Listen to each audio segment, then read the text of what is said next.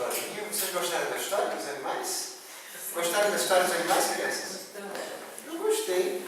Eu gostei muito. Não dá pra ver melhor. A gente vai falar daqui a pouquinho sobre isso. Mas antes de falar sobre a história dos animais, não sei quantos vocês já repararam, aqui tem umas florezinhas aqui que não são bem decorativas.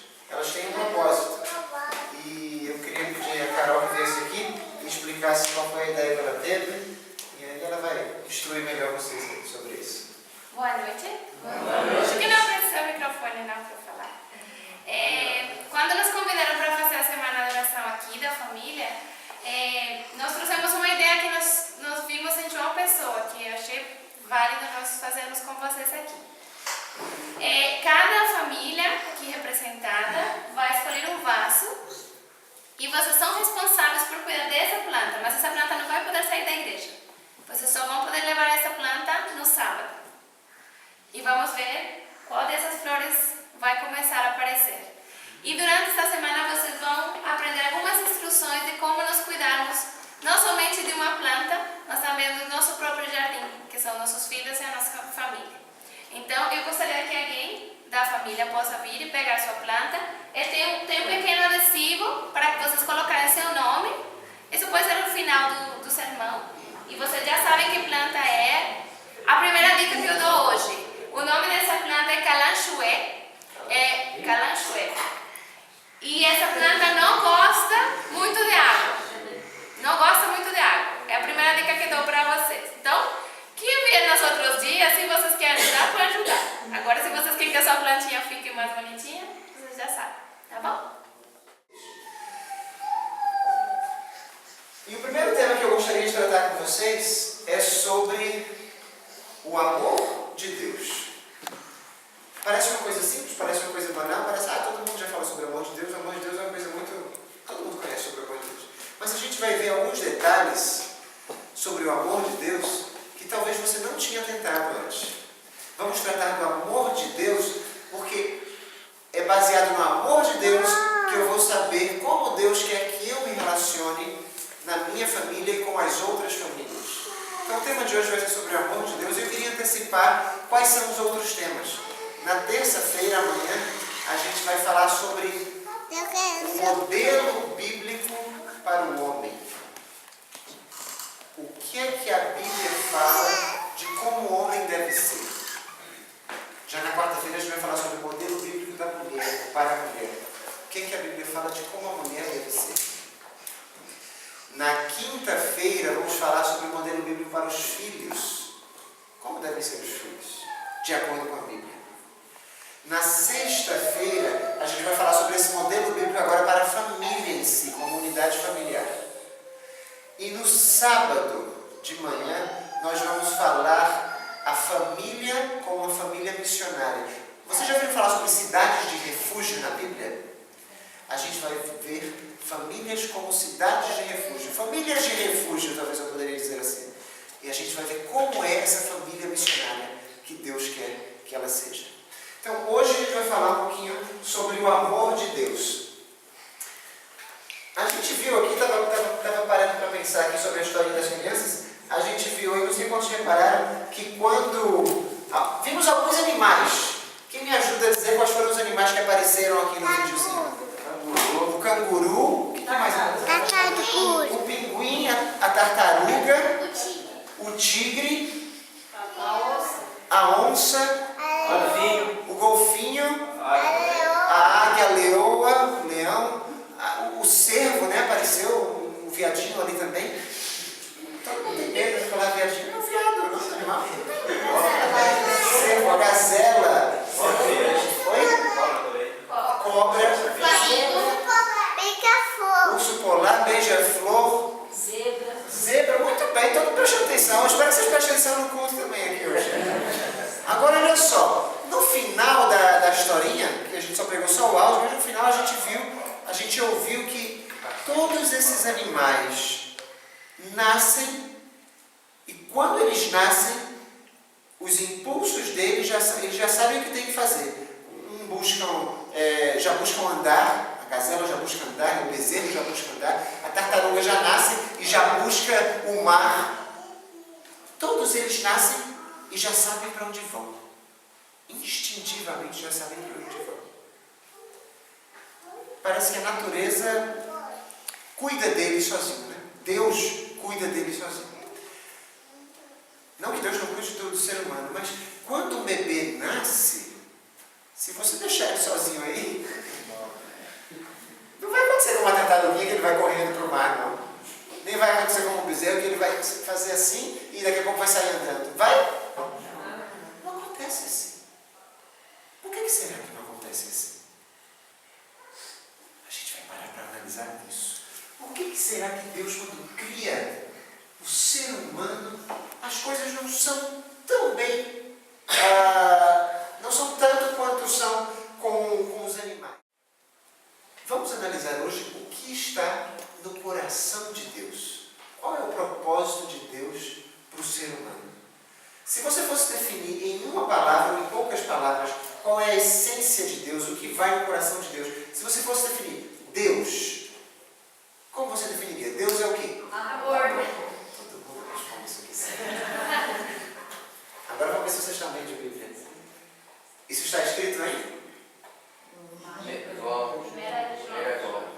Ok, capítulo? 4. Versículo. O capítulo está certo. 1 João 4. 8. Muito bem, Laura. Parabéns.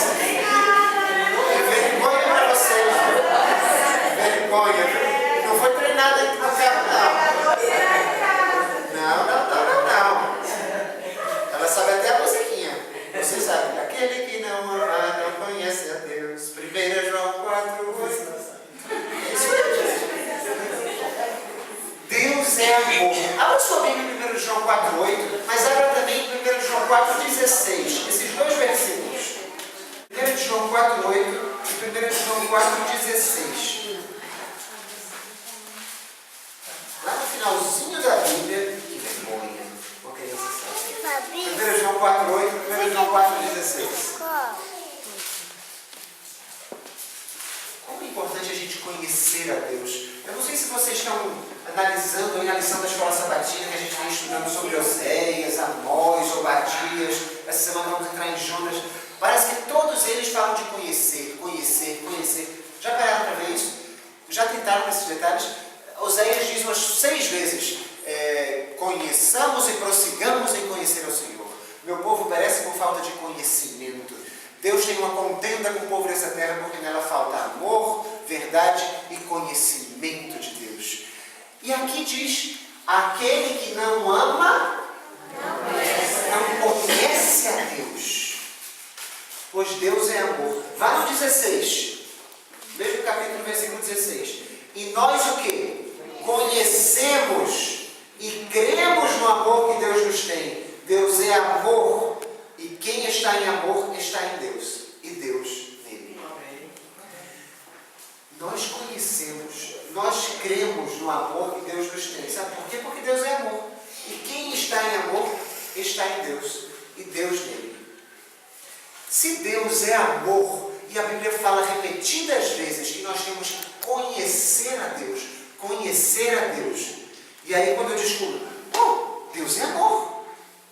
A próxima pergunta que vem à minha mente é, o que é amor? E aí eu perguntei para vocês definirem Deus. E vocês disseram, amor. E se eu perguntar, defina amor? Deus. Não vai fazer esse jogo simples, não. Isso só no dicionário acontece. Aqui não vai acontecer isso, não. Defina amor. Vamos lá, vocês sabem. Tem um capítulo na Bíblia. Onde é que está escrito esse capítulo? O capítulo, eu quero o capítulo. Vocês são bons de Bíblia ou não são? O capítulo está aqui. 1 Coríntios 13. Boa. Abra sobre 1 Coríntios 13. Ali tem vários versículos sobre amor. Mas tem um que eu gostaria de enfatizar. Às vezes passa despercebido esse versículo. 1 Coríntios 13, versículo 5. 1 Coríntios 13, 5 diz o seguinte. Todo mundo já achou?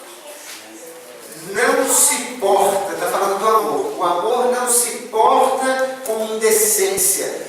Não busca o quê?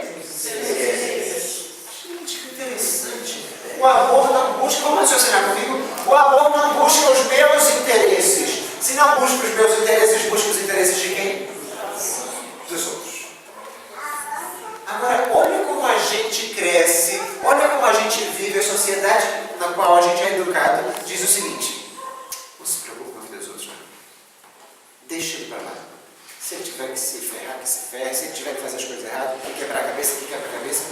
Não vá se preocupar com a vida dos outros, não. Não dê pitaco, não. Fique na sua, deixa ele viver a vida dele. Mas a Bíblia diz que o amor não se preocupa com os seus interesses. Se preocupa com os interesses de quem? Dos outros.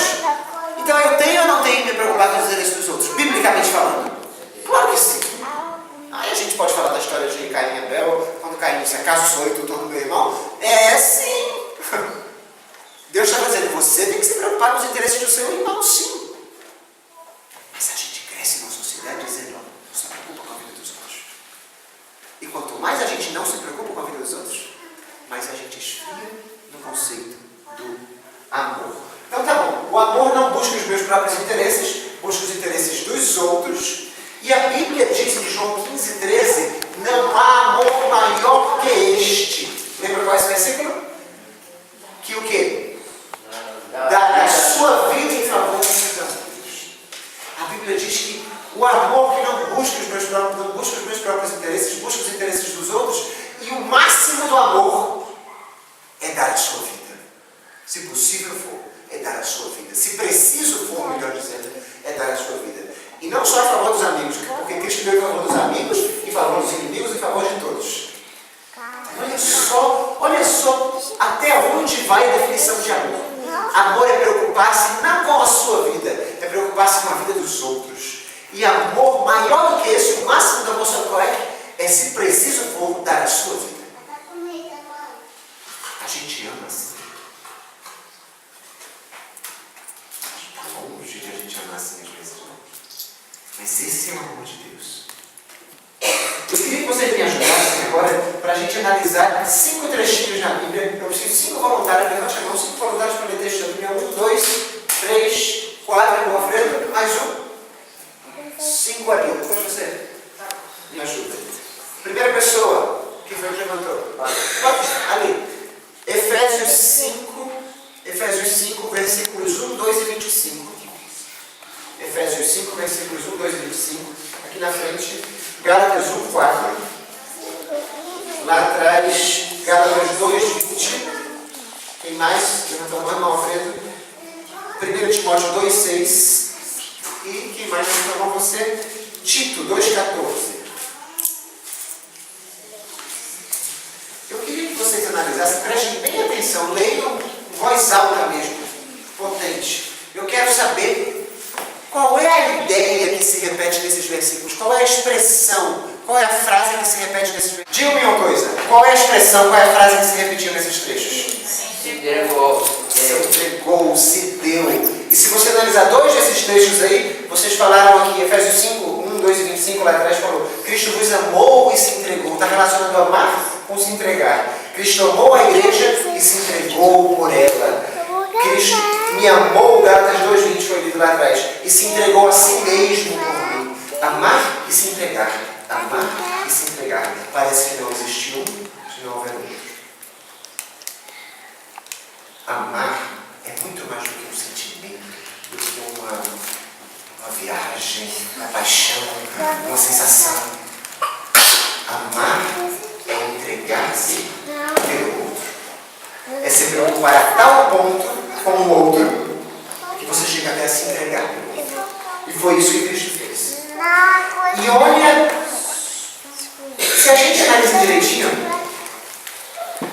não pode haver amor se não houver outro. Se o amor não se preocupa com os seus próprios interesses, se preocupa com os interesses do outro, não pode haver amor se não houver outro. Concorda comigo? Faz sentido isso, né? E olha que lindo isso. Deus, na unidade chamada Deus, que é uma unidade composta, há outros. Deus Pai, Deus Filho, Deus Espírito Santo. Então, Deus entre si, eles se amam entre si. E qual foi a primeira coisa que Deus, ao criar o homem, qual foi o primeiro comando, a primeira ordem que Deus disse logo depois de ter criado Adão e Eva? Quem lembra? Exatamente isso, parabéns. Deus disse Deus, façamos o homem. Quando tem disse Deus, façamos o homem, essa palavra é Elohim, é plural, é um Deus no plural. E Deus disse, façamos nós o homem. E depois que Deus fez o homem, ele disse, agora crescei e multiplicai-vos. Deus estava dizendo assim, eu que sou família, eu amo sendo família, eu quero que você agora seja uma família, a minha imagem. Deus deu ao homem e à mulher o privilégio. Deus comandou, Deus ordenou que o homem e a mulher fossem uma família, a imagem de Deus, assim como ele também é uma família, e eles se amam entre si. Bom, lá em Adventista, página 32, diz o seguinte com relação à família. A maior prova do poder do cristianismo, escutem só isso, não sei se vocês já ouviram essa citação. A maior prova do poder do cristianismo que se pode apresentar ao mundo, sabe o que é? Será que é um pregador que vem aqui, faz descer fogo do céu? Será que é alguém que batiza milhões, milhares, um estádio de futebol cheio? Será que é alguém que sobe as escadarias se flagelando? Qual é a maior prova do poder do cristianismo? Olha o que diz a citação. A maior prova do poder do cristianismo que se pode apresentar ao mundo é uma família bem ordenada, bem disciplinada. Isso recomendará a verdade como nenhuma outra coisa poderá fazer, pois é testemunho vivo de seu efetivo poder sobre o coração. Qual é a maior prova do poder do cristianismo? A família ordenada. Uma família bem ordenada, bem disciplinada. Irmãos, às vezes, isso aqui é para a gente refletir um pouco. Às vezes a gente se preocupa muito, e deve se preocupar, mas às vezes a gente se preocupa muito em sair para pregar, em sair para dar um estudo bíblico, em sair para fazer acontecer, para fazer a obra de Deus crescer. Mas às vezes a nossa própria casa está desordenada. A gente já sai, não, eu tenho que ir agora, eu vou dar um estudo, não, cuida das crianças aí, elas estão saindo agora. E a gente sai na desordem. Quando não sai na briga. Né? E tem que... Eu me lembro de uma vez que eu ia pregar numa quarta-feira, me chamaram de última hora para pregar numa quarta-feira. E... acho que foi uma quarta-feira, foi um domingo, eu não lembro. Mas eu sei que não foi sábado, foi à noite. Ou foi quarta ou foi domingo. E aí estava tudo certo, eu ia pregar, só que eu saí desordenadamente. Não, para onde você vai? Não, eu vou. Tem que pregar, a igreja é perto de casa, é só atravessar 3 quadras, eu chego lá. E sei que surgiu um bate-boca, não lembro agora, faz tempo isso, faz mais de um ano. Foi um bate-boca, eu com a minha esposa. Eu disse, quer saber? Eu não vou mais pregar hoje não. Eu não tenho espírito para pregar. Mas o irmão contava de convidou. Mas eu não vou. Desse jeito eu não vou. E eu não vou. Eu sou difícil para pedir desculpa e para perdoar, demora um pouquinho. Para baixar a poeira. Para baixar a poeira demora um pouquinho. Não é assim, tá bom, desculpa, está desculpado, pronto, agora eu vou pregar. Eu não consigo, demora um pouquinho. Eu tenho que entrar na caverna, ficar ali acalmando, ver onde é que eu errei, refletir, peço desculpa, abraço, no outro dia está tudo bem. Demora um pouquinho. Assim, tem demorado cada vez menos. Graças a Deus. Já demorou muito mais. Mas naquela época estava demorando um pouquinho mais. Eu disse que eu tenho condições, em 15 minutos eu não vou resolver essa situação para poder, a ponto de pregar lá com verdade. Não vou. Eu fiquei orando, meu Deus, eu não vou, e agora? Daqui a pouco eu vou ligar para cá, é perto da igreja, mas resolveu a situação. Depois eu perguntei, e aí, como foi o culto? Morrendo de medo, né? Que alguém dissesse, não, você não apareceu e eu preguei. Finalmente me disseram, não, o pastor pregou. Ah, o pastor foi? Foi. Disse, que bom. Ia dar choque de hora, ia dar problema, né? Porque eu estava pronto para pregar e o pastor foi pregar. Isso foi ótimo. Irmãos, a gente não pode fazer a obra de Deus de maneira desordenada, deixando a nossa família desordenada, melhor dizendo. Não funciona, sabe por quê? Porque você faz e daqui a pouco a pessoa a quem você deu o estudo bíblico olha para a sua família e fica, pai, está tudo bagunçado na tua casa, como é que você vem falar do amor de Deus para mim? Se na sua casa o amor de Deus não funciona. Sabe? Precisamos ordenar a nossa família. E Ellen White fala que isso é a maior prova que se pode dar ao mundo do cristianismo. A maior prova é uma família bem ordenada. Porque vai fazer com que a verdade seja viva. Não é uma verdade teórica, é uma verdade viva. Funciona esse tal do evangelho, funciona porque olha a família do fulano como é que é. Tudo certinho. As crianças obedecem, as crianças são crianças, fazem bagunça uma vez ou outra, mas daqui a pouco são disciplinadas, são corrigidas e estão ali. Sabe? O pai e a mãe, eles demonstram amor um para o outro. Sabe? E essa maior lição que a gente pode dar para os filhos de amor ao próximo é o pai com a mãe demonstrar afeto e carinho, e não palavras ásperas e rudes. Então precisamos o quê? Ter uma família bem ordenada. Deus pediu isso da gente. Nós queremos uma família bem ordenada. A família bem ordenada vai ser o maior veículo missionário que pode existir na face da terra. É uma família bem ordenada. Não que não deva ser feito, não me entenda mal. A gente entrega livros e devemos entregar livros. A gente entrega folhetos e devemos entregar folhetos. Mas sabe qual é o maior de tudo? É a família bem ordenada. Por que eu estou enfatizando que a gente faz outras coisas? Eu enfatizo isso porque parece que às vezes a gente não enfatiza a família bem ordenada. A gente às vezes atropela a ordem da família para poder fazer essas coisas. E não deve ser assim. Primeiro a gente ordena a sua família. E aí a gente vai entregar o livro, a gente entrega o DVD, a gente prega, a gente canta, a gente dá testemunho. Mas primeiro a gente ordena a família. Como é que se ordena a família? Vem sexta-feira. Que o tema é família, na sexta-feira. No sábado de manhã também. A gente vai falar um pouco mais sobre isso. Mas primeiro a gente deve ordenar a família para a gente poder sair e pregar. Jesus, quando estava falando com Nicodemos, Jesus disse uma coisa interessante para Nicodemos, todo mundo sabe, está lá em João capítulo 3. Jesus disse: Nicodemos, necessário vos é nascer de novo. Sabe o que a Ademais fala sobre o novo nascimento? Ela diz que todo aquele, melhor dizendo, ela diz que Jesus fala que esse nascimento deve ser da água e do Espírito. Ademais fala que o Espírito de Cristo é o Espírito missionário. Grande Conflito, página 70. O Espírito de Cristo é Espírito missionário. Se eu quiser nascer de novo, se eu tiver que nascer de novo, e todos temos, eu preciso ter o Espírito missionário. Todo verdadeiro discípulo, talvez você já tenha ouvido essa citação, desejado de todas as nações, 128. Todo verdadeiro discípulo nasce no reino de Deus como missionário. Se você nasce no reino de Deus, você nasce como missionário. Se você ainda não é um missionário, porque você talvez não tenha nascido no reino de Deus. E sabe quem foi o primeiro missionário dessa face da terra, do mundo, do universo? Sabe quem foi o primeiro missionário?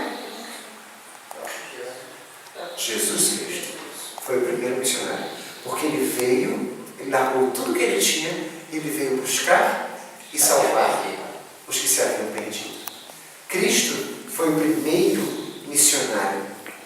Por que a ênfase do Evangelho é tanto de ser missionário, ser missionário, ser missionário? Por que Deus pede que eu seja um missionário? Que eu, quando conheci a Cristo, que agora eu fale para outros. A gente sabe que os anjos se ofereceram para fazer essa obra de pregação do Evangelho. Mas por que Deus não permitiu que os anjos fizessem então? Ou por que o próprio Deus não vai e faz? Né? Por que Jesus não volta em carne e começa a pregar de novo? Por que Deus escolheu a mim para fazer isso? Alguém me ajuda? Porque eu preciso fazer isso. Porque eu preciso. Por que eu preciso? Alguém ajuda a nossa vida? Eu me ajudei. Ninguém. Por que ela precisa fazer isso? Por que eu preciso? Pode falar. Porque quando a gente trabalha para o próximo, a gente acaba trazendo amor para dentro da gente. O beneficiário sou eu mesmo. Está chegando. Porque a fé sem obras é morta. Porque a fé sem obras é morta, está certo. Desviou um pouquinho do assunto, mas é isso mesmo, assim, desviou um pouquinho porque... Por que eu preciso? Você está querendo dizer porque eu desenvolvo a minha fé, né? Tá ok. Olha só o que diz aqui. Deus poderia, desejar todas as nações não. Deus poderia haver realizado o seu desígnio de salvar pessoas sem o nosso auxílio. Está dizendo que Deus poderia fazer isso. E claro que ele poderia. Mas sabe por que ele não fez? A fim de desenvolvermos um caráter semelhante ao de Cristo, é-nos preciso partilhar de sua obra. Porque foi que Deus escolheu fazer com que os anjos fizessem a obra, ou que eles não fizessem? para que eu e você desenvolvamos um caráter semelhante ao de Cristo. É para isso que eu tenho que fazer essa obra. Para participar da alegria dele. Sabe qual é a alegria de Cristo? A alegria de ver pessoas redimidas. Por seu sacrifício, devemos tomar parte em seus labores para a redenção delas. Qual é a alegria de Cristo? Ver pessoas redimidas. Quando a gente fala em céu, geralmente a gente diz, né? Ah, no céu, para o céu a gente só vai levar uma coisa. E o que é? Caráter. Mas está errado isso aí. Para o céu a gente vai levar duas coisas. Uma é o caráter. E sabe qual é a outra? O próximo. Pessoas convertidas. Exatamente isso. O amor está no céu. Não deixa de ser. Mas no céu nós levaremos duas coisas. O nosso caráter. E quando nós chegarmos lá naquela sala do trono, a gente vai dizer: fulano veio, eu preguei para ele, eu dei um estudo bíblico, mas ele nos comeu. Olha só, fulano está aqui. Aí ele vai dizer assim: e você contou para mim a história da Bíblia, eu me converti, depois a gente não se viu, eu nem pude te agradecer direito. Mas olha, está vendo aqueles três ali? Foi através de mim, por meio de você, diretamente, que eles vieram também, porque eu dei estudo para eles. E a gente vai ver quantas pessoas foram atingidas pelo Evangelho que você leu. Então, duas coisas a gente vai levar. O nosso caráter, que é aqui que ele é transformado, que é aqui que ele é finalmente finalizado, edificado. E a gente vai continuar crescendo na graça, claro. E outros redimidos, pessoas redimidas pelo amor de Cristo. Duas coisas nós levamos para os céus. Esse é o verdadeiro tesouro dos santos. Esse é o verdadeiro tesouro de Deus e o tesouro dos santos. Olha o que diz mais uma passagem aqui sobre que a Ellen White fala: desejar todas as nações. A alegria de ver pessoas redimidas, eternamente salvas, eis a recompensa. Em outras palavras, eis o tesouro de todos os que assentam os pés nas pegadas daquele que Cristo disse: segue-me. Como é que a gente pode ter um caráter semelhante ao de Cristo? Essa é a pergunta. A gente sabe que o caráter de Deus é amor. A gente já viu que o máximo do amor é dar a vida para o próximo. O máximo do amor é se dedicar ao próximo, é se preocupar com os interesses do próximo. Como é que eu posso ter um caráter como o de Cristo? Será que é me escondendo, indo para um monastério, ficando lá, orando o dia inteiro, jejuando o dia inteiro? Será que é assim eu desenvolvo um caráter semelhante ao de Cristo? É assim que eu vou me purificar? É assim que eu vou alcançar as pessoas? Cristo não chegou aqui nesse mundo e se escondeu 24 horas por dia para se purificar, para ser o sacrifício perfeito e para nos salvar. Foi isso que Cristo fez? Não.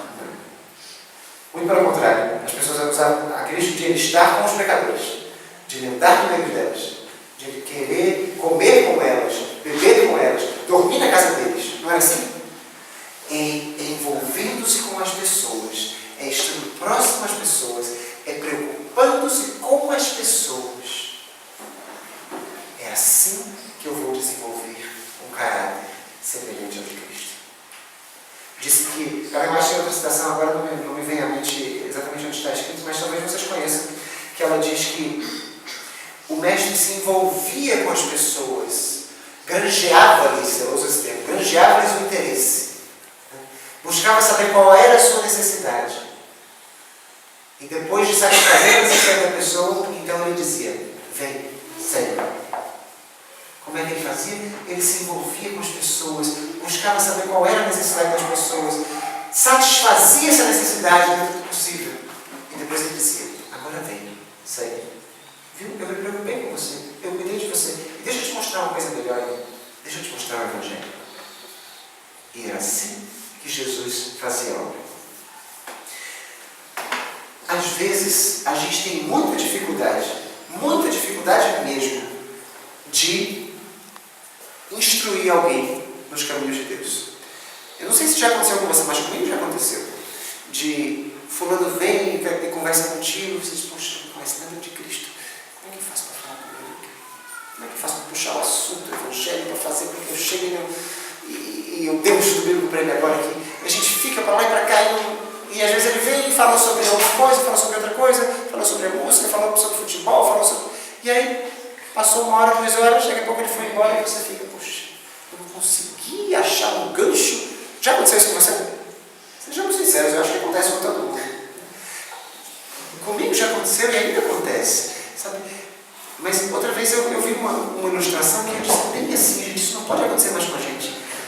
A ilustração de um rapaz que era, não sei se eu já falei essa história aqui para vocês, o rapaz era mecânico, ele tinha sua oficina mecânica e alguém, um amigo dele, queria comprar um carro. E queria tanto comprar o carro, que finalmente juntou um dinheiro, conseguiu, foi lá e comprou o carro. Mas antes de fechar o negócio, ele disse, eu posso dar uma volta no carro para ver se é isso mesmo e tal. Aí não quis fazer esse test drive, ele levou o carro para um amigo mecânico. Ele disse, não, carro usado, vou levar para o meu amigo para ele avaliar. Se aí, dá uma olhada no carro, mas olha, passei 6 meses juntando dinheiro para comprar isso aqui, eu acho que é isso mesmo, mas eu queria que você desse sua opinião. Mas ele todo contente, satisfeito, né? Um amigo mecânico disse, não, cara, tá tudo bem, tá tudo certo, tá tudo certo. Fecha o negócio aí, você tá feliz, cara, isso aqui importa, vai lá.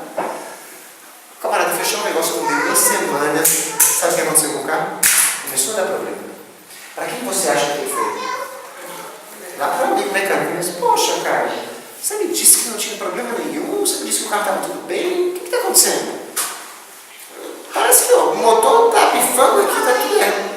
Eu não entendo muito de mecânica, mas pelo que eu estou vendo aqui, o negócio está feio. Ele disse, não, rapaz, eu não queria falar para você, porque eu vi você tão alegre, eu vi você tão contente, tão satisfeito em comprar o carro, eu não quis estragar a tua alegria. Que amigo, hein? É isso que um amigo faz? Não. Não é isso que um amigo faz. Um amigo diz, está errado isso aqui. Não faz isso não. Faz o que é certo. Vai por mim. Aqui você vai... É mau negócio. Às vezes as pessoas vêm e contam um monte de problemas. E contam um monte de coisas. Tem uma senhora lá que é tologueira, que de vez em quando ela... Muito de vez em quando mesmo, com muita frequência, ela tem problemas psicológicos, depressão, muitos problemas. E às vezes eu caio na coisa de dizer, olha, mas vai esparecer, caminha, né? Toma mais água. Mas às vezes eu digo, olha, Deus é poderoso, sabe? Deus pode fazer. Não, mas a minha genética, a última que eu ouvi foi que a minha genética. Não, mas a minha genética é assim, fica comigo. Deus ressuscita as pessoas, será que Deus não cuida de uma genética? Cuida, sabe? Mas a gente tem que falar. Será que eu vou ficar o tempo todo dizendo, a vida é assim mesmo, fazer o quê? Às vezes a gente responde como o mundo responde, não é verdade? Gente, as pessoas estão com necessidades. Cristo, o que ele fazia quando alguém estava com necessidade? Abria a Bíblia praticamente. Ele contava as coisas de Deus. Ele granjeava-lhes a necessidade, ele satisfazia as necessidades das pessoas. Ele dizia, agora vem e segue. A gente precisa satisfazer as necessidades das pessoas. E o remédio para tudo, página, está na Bíblia. Há remédio para tudo desse livro. Para tudo. Ali fala sobre exercício físico, ali fala sobre luz solar, ali fala sobre alimentação, ali fala sobre problemas espirituais. Para tudo. Precisamos abrir a Bíblia. É no abrir a Bíblia, é no partir do pão que nós estamos partilhando a Cristo com as pessoas. Amém. Agora, se eu digo para as pessoas, não, caminho, vai esparecer, passa uma semana na praia, depois volte, vai estar tudo bem. Não está tudo bem. A gente resolve as coisas, os problemas, as soluções são encontradas na Bíblia. É na Bíblia que a gente encontra. E temos que ter esse desprendimento, essa vontade, esse anseio de partilhar com as pessoas. Nós precisamos cada vez mais, e eu queria deixar isso com vocês hoje, precisamos cada vez mais do amor de Deus. Do amor de Deus em nossa vida. Precisamos entender que o amor de Deus não é uma coisa bonitinha que é lindo, é maravilhoso, mas não é somente isso. O amor de Deus é algo que nós temos que almejar ter esse mesmo amor. Como a Bíblia fala, é o amor ágape. É aquela coisa, o amor incondicional. É um amor a ponto de, se possível for, se preciso for, eu darei minha própria vida para ajudar o próximo. Para buscar satisfazer dia lá no céu nós sejamos recompensados com duas coisas: com caráter,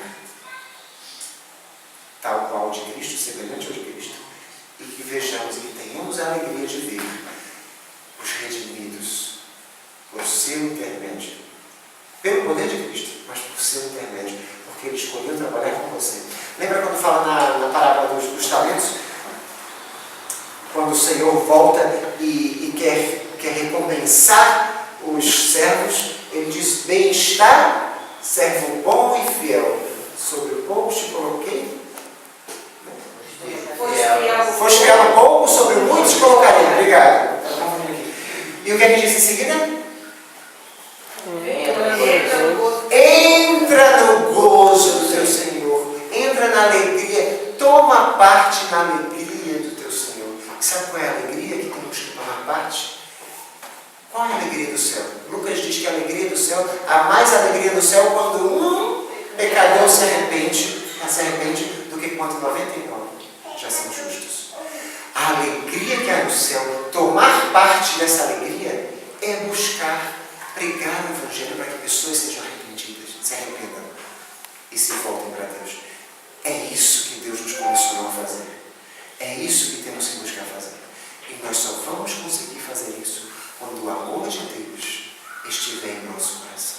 Amém. Se você quer fazer isso do jeito que você quer, com a sua família desordenada, simplesmente pela vontade, como tinha Pedro, eu vou lá pregar o Evangelho, eu vou fazer acontecer, e se preciso for, eu tiro a minha espada e corto a orelha do sujeito, mas eu vou pregar Cristo. Não vai fazer efeito nenhum.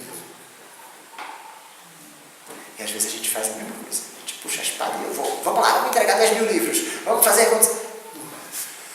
A família é bem ordenada primeiro. A família é bem ordenada primeiro. O amor de Deus sempre no seu coração. Esse amor que se preocupa com os outros, que se preocupa com os outros da sua família, em primeiro lugar. E aí sim, os programas, os projetos da igreja, aí sim que vier. Porque o amor de Deus está no seu coração. 1 João 4,18 diz: nisto conhecemos aqueles que amam a Deus, porque Deus está nele. E para encerrar, Apocalipse 18:1, quando fala do alto clamor, diz que a glória de Deus vai inundar esse mundo. A glória de Deus é o próprio caráter de Deus. Sabe o que isso representa? Que haverá um povo no final dos tempos que vai estar refletindo de fato esse amor. E o mundo vai estar assim: o que está acontecendo? Que tanta gente boa é essa? Que tanto amor é esse? Como é que eles podem se importar tanto pelos outros? É quando a glória de Deus iluminar esse mundo que teremos um alto clamor. Que o fim dos tempos realmente estará bem próximo de Jesus voltar. Precisamos hoje buscar esse amor de Deus. Buscarmos esse amor, cada vez mais perto Cristo estará de voltar. Ele não diz que Cristo está à porta aí? Ele diz que se alguém primeiro diz, se alguém ouvir a minha voz, então ele não está só batendo, ele está abre a porta. Abre a porta. Eu aprendi isso esses dias e eu gosto de fazer essa aplicação. Se alguém chega na tua casa, bate na porta, o tempo que leva para essa pessoa entrar na casa depende de quem? De quem está dentro de casa ou de quem está fora? Vocês estão entendendo o que eu estou querendo dizer? Jesus já está na porta. Eu poderia dizer, entre aspas, Jesus já chegou. Ele quer entrar. Sabe por que Jesus não voltou ainda? É porque eu não abri a porta. Porque não depende mais dele. Depende de você se levantar do seu escritório, da sua sala, da cozinha, de onde você está, dentro de casa, e abrir a porta. O tempo que falta, o tempo que leva para que a pessoa que está do lado de fora entre na sua casa, não depende mais da pessoa que está do lado de fora. Ela já chegou. Jesus já voltou. Está me entendendo? Jesus já está na porta. Não depende mais dele. Depende de você se levantar. Precisamos abrir a porta. Quando a gente abrir a porta, o amor de Deus vai entrar no nosso coração. A Bíblia diz que esse amor, 2 Coríntios 4, 6 e 7, diz que a iluminação. Porque das trevas resplandeceu a luz, diz o versículo. E Deus é quem resplandeceu no seu coração para a iluminação do conhecimento da glória de Deus revelada na face de Cristo. E temos esse tesouro, esse conhecimento de Deus, que é o amor. Sabe onde temos isso? Em vasos de barro. Em mim e em você. Deus vê em você, não aquilo que você é no vaso de barro. Deus vê em você aquilo que você pode ser quando o amor de Cristo entrar no seu coração. Amém. É por isso que essa glória vai iluminar o mundo e o povo vai dizer: quem são esses santos? Quem é esse povo imaculado? Quem é esse povo purificado? Que Deus nos ajude. Abramos o nosso coração para que o amor de Cristo realmente entre em nós. Cultivemos como uma plantinha, porque esse amor tem que ser cultivado. Cultivemos esse amor dia a dia, constantemente, nas nossas relações comerciais, na nossa família, no nosso palavreado, no nosso gesto, nas nossas transações, em tudo. Busquemos cultivar o amor de Deus. Que Deus nos abençoe. Amém.